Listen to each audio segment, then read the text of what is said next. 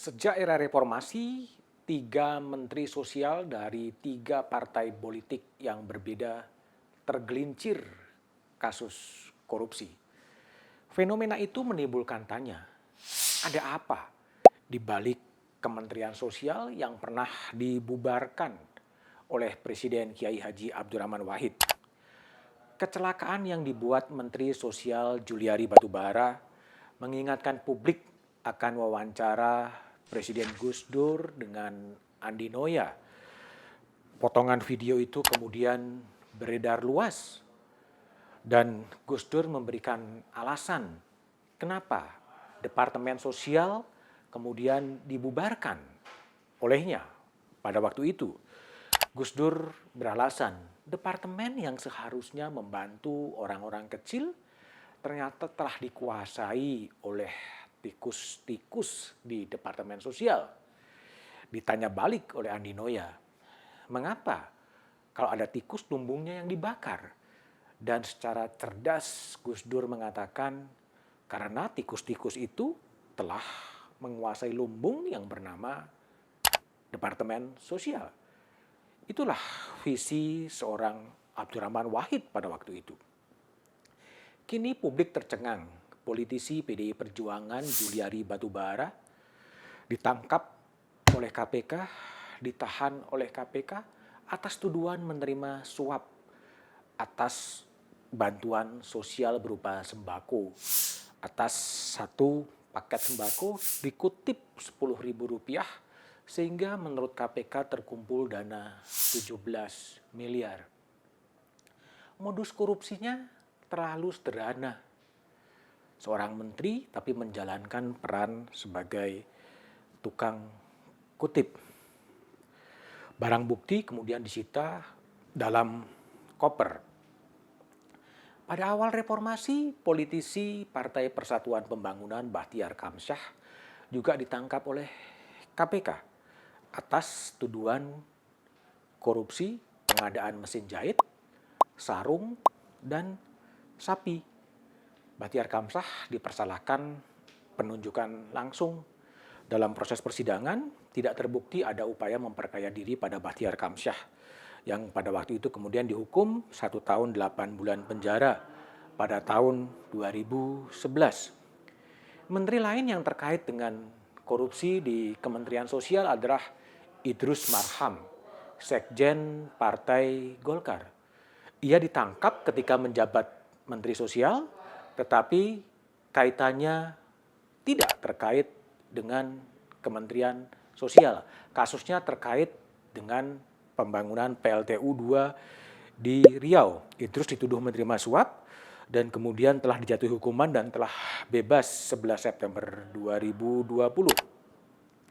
Skandal korupsi yang dilakukan oleh 2 menteri Presiden Jokowi, Juliari Batubara dan Edi Prabowo sungguh-sungguh mengecewakan publik. Presiden Jokowi sendiri menghormati proses hukum yang ada di KPK dan berkomitmen untuk tidak membantu para pembantunya yang terbukti korupsi. Kementerian Sosial bukan hanya lahan basah, tetapi lahan yang licin. Anggaran sekitar 120 triliun di masa pandemi, kemudian berpotensi untuk disalahgunakan dan telah menjerumuskan 2 menteri. Kini menjadi tugas KPK untuk mengungkap model korupsi yang ada di Kementerian Sosial. Ada kasus Bahtiar Kamsyah, ada kasus Juliari Batubara. Ada apa sebetulnya di kementerian itu? Bagaimana sebetulnya birokrasi itu bekerja? Menteri boleh datang silih berganti, tapi jangan-jangan permasalahannya adalah permainan di birokrasi di Kementerian Sosial.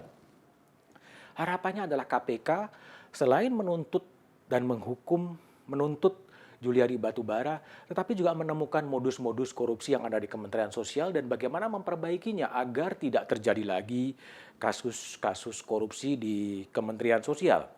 Karena tadi dikatakan menteri boleh saja berganti dari partai A, dari partai B, dari partai C, tetapi budaya korupsi di birokrasi jangan-jangan itu telah berurat dan berakar.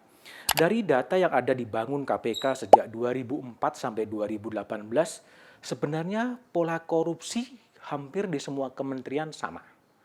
Pertama adalah memanfaatkan pengadaan barang dan jasa yang mencapai ada 188 kasus korupsi yang berkaitan dengan pemanfaatan pengadaan barang dan jasa. Dan kemudian pola korupsinya adalah penyuapan. 564 kasus polanya adalah penyuapan. Pengadaan barang dan jasa dan penyuapan itu adalah modus-modus korupsi. Nah, masalahnya adalah bagaimana kemudian KPK, Inspektur Jenderal memotong itu semua. Suap itu berupa kickback, berupa komisi, berupa suap, berupa uang semir, itu terjadi dan menjadi sebuah penyakit birokrasi. Sehingga harapannya adalah KPK selain menuntut para menteri yang terkait dengan korupsi, tetapi merekomendasikan pembangunan sistem. Membangun sistem secara nasional memang gampang dikatakan, tapi tidak mudah untuk direalisasikan.